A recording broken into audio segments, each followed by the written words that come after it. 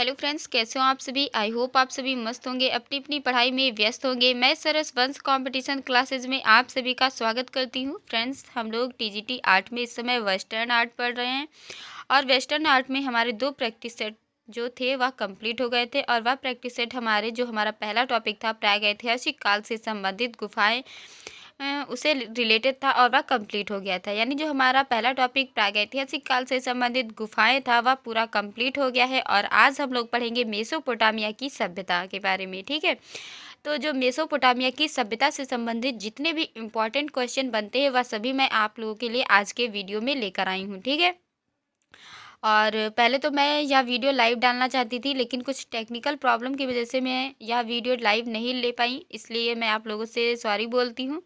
और इसीलिए फिर मैंने यह वीडियो अपलोड करके आप लोगों के पास डाला है। ठीक है, तो मेसोपोटामिया की सभ्यता से संबंधित जितने भी क्वेश्चन बने हैं वह सभी मैंने इस एक वीडियो में ले लिए हैं। और इसके बाद हम लोग मिस्र की सभ्यता से संबंधित जितने भी क्वेश्चन बनेंगे वह सभी पढ़ेंगे। यानी इसमें सिर्फ और सिर्फ वही क्वेश्चन लिए गए हैं जो पेपर में पूछे गए हैं। ठीक है, तो सिर्फ मैंने वही इसलिए लिए हैं ताकि आप लोगों को याद करने में ज़्यादा दिक्कत ना हो और आप लोगों को जल्दी से और आसानी से याद हो जाए। तो अब ज़्यादा बातें ना करते हुए हम लोग अपना जो टॉपिक है मेसोपोटामिया की सभ्यता वह शुरू करते हैं। ठीक है, हमारा पहला क्वेश्चन कह रहा है दजला फरात नदियों के दोआब में पनपी सभ्यता कौन सी है। यानी जो दजला फरात की नदियां हैं इनके दोआब में, यानी इन दोनों के दोआब में जो पनपी सभ्यता है वह कौन सी सभ्यता है। तो कौन सी सभ्यता है? मेसोपोटामिया की सभ्यता है।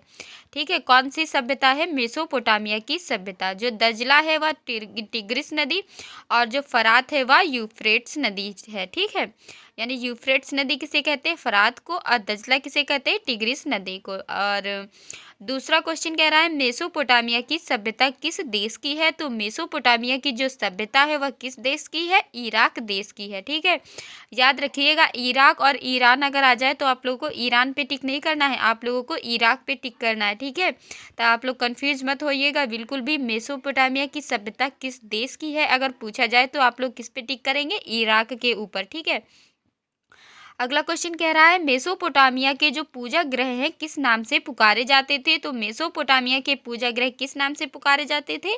जिगुरत के नाम से। और अगर पूछा जाए कि जिगुरत किसे कहते हैं तो आप लोग क्या बताएंगे? पूजा ग्रह को कहते हैं। ठीक है, जिगुरत किसे कहते हैं? पूजा ग्रह को कहते हैं। और मेसोपोटामिया के पूजा ग्रह किस नाम से पुकारे जाते थे? तो जिगुरत कह के पुकारे जाते थे।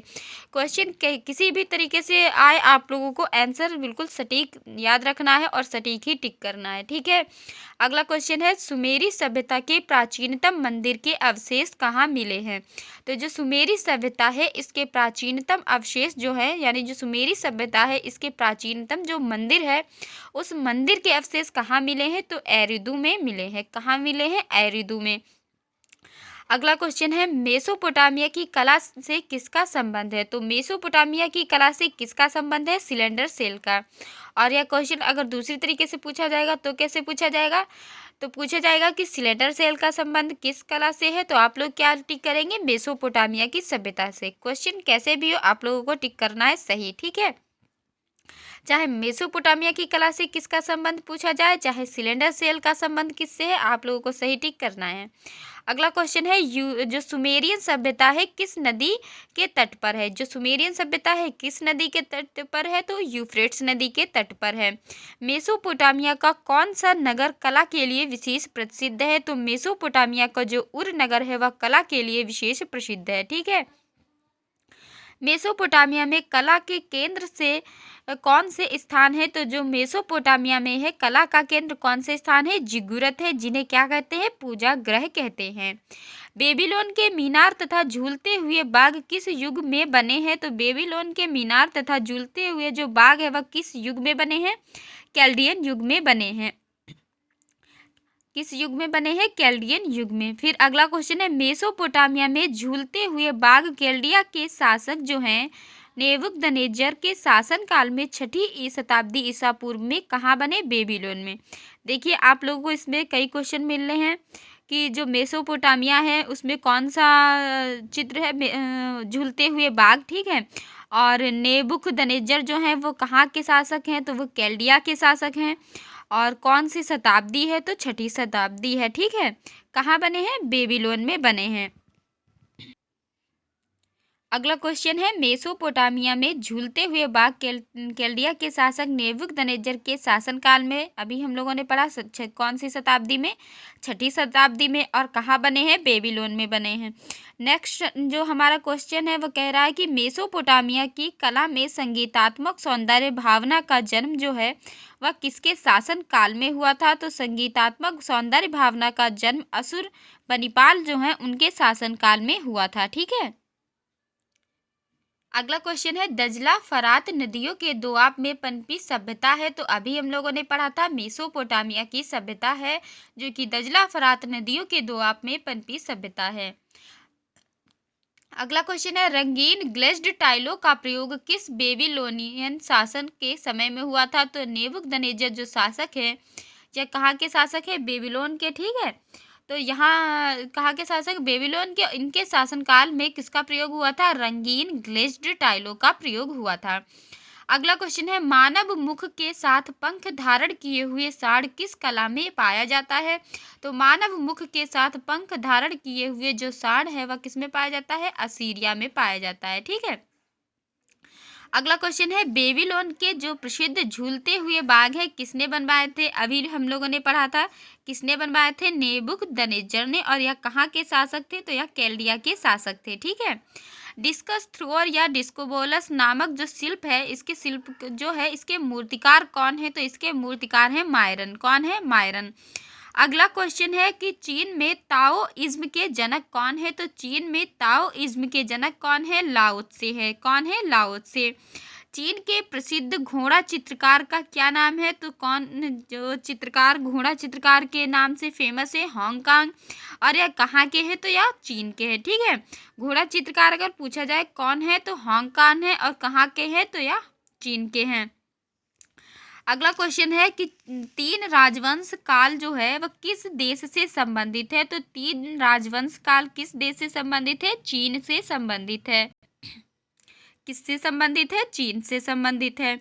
योद्धा शिल्पकृति किस देश ने बनाई गई थी? तो जो योद्धा शिल्पकृति है वह चीन में बनाई गई थी। और इसको बनाने का माध्यम अगर पूछा जाए तो क्या है? इसके बनाने का माध्यम है टेराकोटा। ठीक है। इसके बनाने का माध्यम क्या है? टेराकोटा। और यह कहाँ की है? यह चीन की है। ठीक है। यह चीन की प्रसिद्ध शिल्पकृति पूछी जाए तो कौन सी है? योद्धा है। फिर अगला क्वेश्चन है, स्नफ वाटल्स यानी जो नस्वार शीशियाँ हैं बनाने के लिए कौन सा देश विख्यात है?